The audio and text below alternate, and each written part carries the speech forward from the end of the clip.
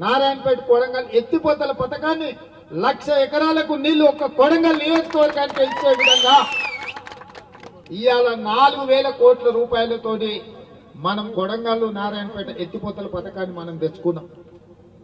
ఇవాళ medical college, engineering college, veterinary college, nursing college, degree కాలేజీలు, junior కాలేజీలు నారాయణపేట కొడంగల్ ఎత్తిపోతల పథకంతో పాటు కృష్ణా వికారాబాద్ రైల్వే లైను, అదే విధంగా కొడంగల్లో సిమెంట్ ఫ్యాక్టరీలు తెచ్చుకోవాలని మన ప్రయత్నం చేస్తుంటే కొంతమంది వచ్చి ఎట్లయినా కొడంగల్లో కాంగ్రెస్ పార్టీని పడేయాలి, కాంగ్రెస్ పార్టీని ఓడించాలి అని ఇవాళ ఈ ప్రాంతంలో తిరుగుతున్నారు. నేను అడుగుతున్న కొడంగల్ నియోజకవర్గ యువకులను, ఇక్కడున్న పెద్దల్ని ఆలోచన చేయమని నేను అడుగుతున్నా. ఎందుకు కొడంగల్లో రేవంత్ రెడ్డిని కింద పడేయాలి?